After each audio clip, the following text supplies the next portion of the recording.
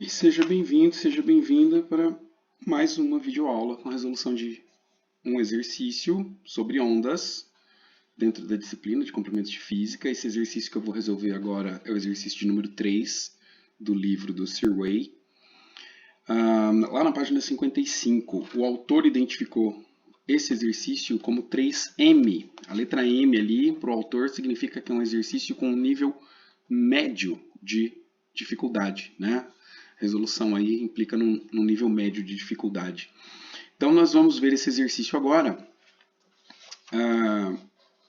Ele diz o seguinte: a função de onda para uma onda que viaja em uma corda esticada é uma função de duas variáveis, né?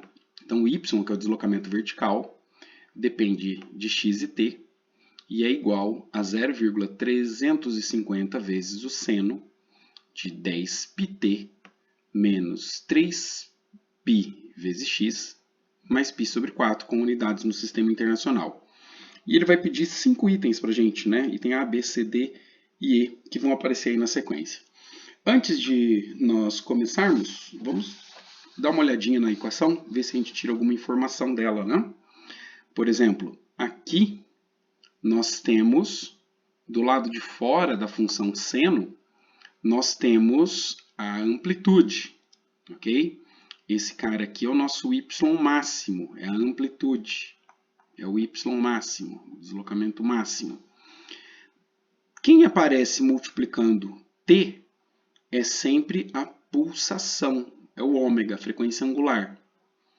Quem aparece multiplicando o x é o número de onda. E esse termo que está sozinho é a fase inicial. É o φ0, né? o ângulo de correção de fase. Então nós vamos para a resolução do primeiro item. O item A, ele pergunta quais são a velocidade e o sentido de propagação da onda. Então dá uma olhada aqui, ó. O sentido de propagação da onda é definido por esse sinal, lembra? Nós vimos isso lá na aula de teoria. Quando nós analisamos o sinal que está entre o termo temporal e o termo de posição, e o sinal é negativo, isso determina para a gente que a onda está no sentido positivo de propagação. Ele está no sentido positivo do eixo x, ok? Então, falta determinarmos qual é a velocidade.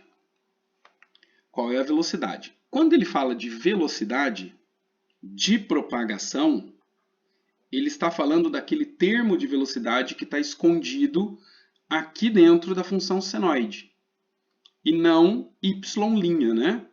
Porque se o y representa o deslocamento vertical, o y', a derivada, vai representar a velocidade vertical, a velocidade do deslocamento dos elementos da onda. Não é isso que ele está pedindo. Ele está pedindo para a gente a velocidade de propagação, v. Então, se nós lembrarmos aí da nossa equação, né, que nós vimos na aula, deixa eu pegar a caneta, a velocidade de propagação da onda, v, ela pode ser determinada pela divisão da pulsação, né, a razão entre a pulsação e o número de onda. Nesse caso, a pulsação aqui é 10π, então 10π, e o número de onda, que está aqui representado por 3π. Então, π dividido por π é 1, sobra 10 terços. 10 dividido por 3, né? Então nós temos aí uma velocidade de propagação de aproximadamente 3,33 metros por segundo. Essa é a resposta do item A. No item B, ele pergunta para a gente qual é a posição vertical de um elemento da corda quando t for igual a 0 e x for igual a 0,100 metros. Então, posição vertical é y. É essa função que nós vamos utilizar. Né? Então, para isto, basta que você substitua os valores de x por 0,1, o valor de t por 0 e resolver a equação. Lembre-se de deixar a sua calculadora em radianos. Ok? Então, nós temos aqui 10π, o t está valendo 0, menos 3π vezes x, e o x vale 0,100, 0,1, mais a fase inicial, π sobre 4. Ok? Então, este termo está sendo cancelado, né? Está valendo 0. Então, a minha sugestão é que você resolva o cálculo com calma, tá? Então, eu vou repetir aqui a amplitude de 350. E aí, resolvendo essa continha aqui, ó, essa parte, eu vou colocar ela aqui dentro do seno. Então, de acordo aqui com o meu cálculo, a resposta é menos 0,156. Ok? E aí você finaliza o seu exercício. O y de 0,1 e 0 vai ser igual a menos 54,75 vezes 10 a menos 3 metros. Essa é a posição, né? Se você quiser, pode reescrever esse número, né? Tirar da potência de base 10 ali. Então, é menos 0,05475 metros. Você também pode deixar em centímetros, se preferir.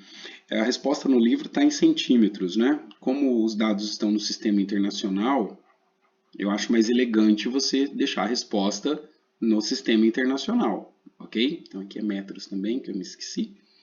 Mas você pode deixar a resposta em centímetros, como está no livro. Então, se eu pegar esse número aqui e dividir por 100, a resposta vai ser menos 5, vamos arredondar, 48 centímetros.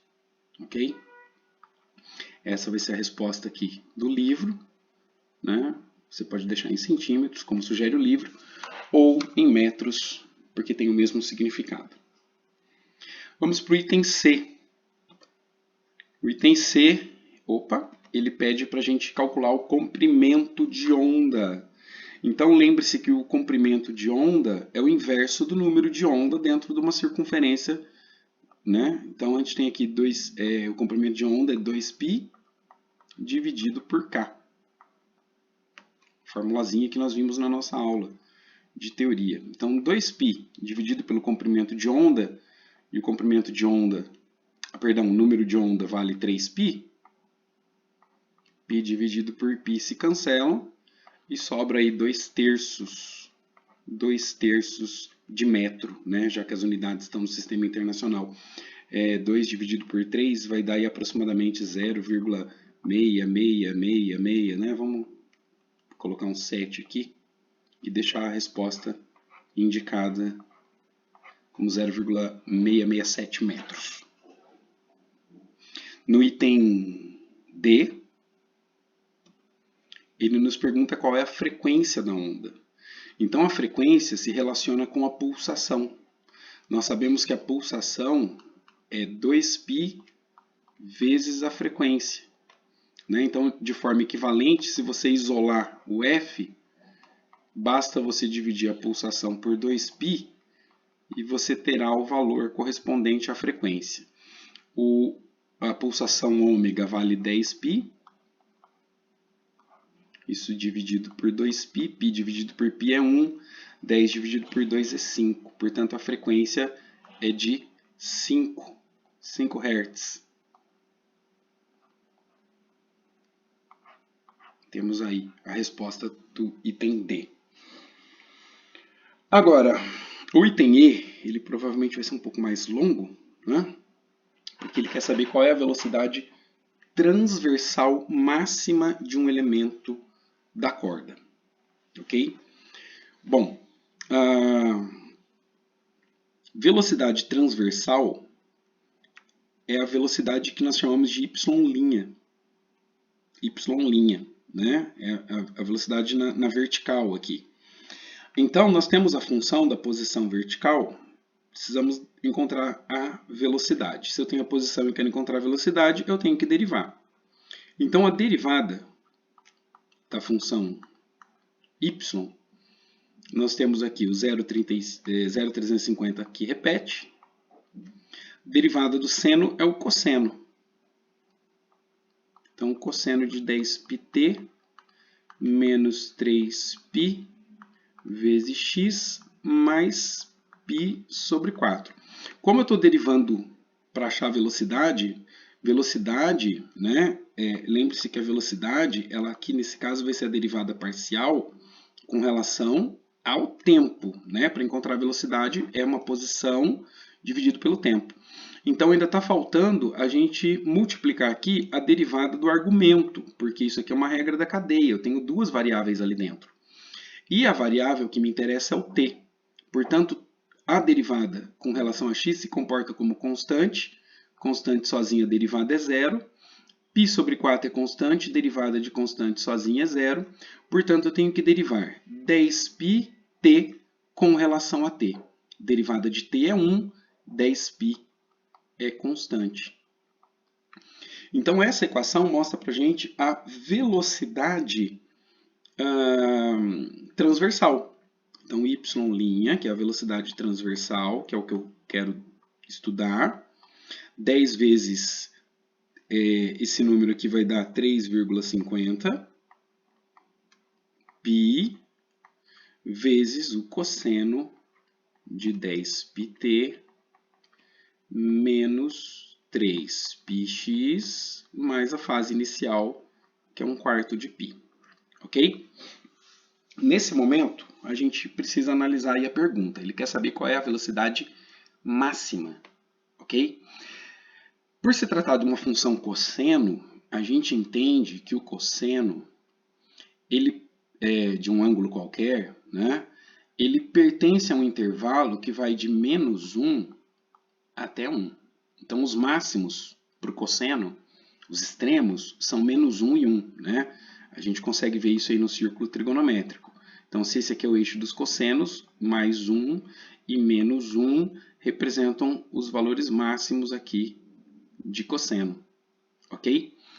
Então, quando a função, essa função aqui, essa parte da função resultar em mais 1 ou menos 1, o cosseno estará nos seus pontos máximos. E a velocidade que eu quero encontrar é a velocidade máxima. Beleza? Então, o que nós temos aqui? Ó? Que y', que é a velocidade transversal, ela vai ser 3,50π vezes mais 1 ou menos 1. Ok? Então, se a gente tratar esse valor como um módulo, o resultado é 3,50 π metros por segundo. Ok? Se você multiplicar aí 3,50 vezes π, isso vai dar aproximadamente igual a 11 metros por segundo. Essa é a resposta do livro. Ok? Na verdade, seria mais fácil a sua interpretação se você pensasse da seguinte forma. Se essa função que eu encontrei, ela se refere à velocidade, e ela é uma função do tipo cossenoide, tudo que está dentro do parêntese se refere ao deslocamento, né, ao longo do eixo x, conforme o tempo passa. A parte de fora é a amplitude máxima, né? É a amplitude, é o valor máximo da função. Então, se eu quero descobrir qual é a velocidade máxima, basta eu olhar para a amplitude da função, 3,50π. Esse é o valor máximo. E aí eu multipliquei 3,50 por π, aproximadamente 11 metros por segundo. Espero que você tenha entendido. Qualquer dúvida é só entrar em contato comigo, tá bem? Lembrando que os materiais que eu disponibilizo para vocês são todos gratuitos, ficam disponíveis no meu site através do QR Code ou do endereço abre.lá/4wvh. Te vejo no próximo exercício.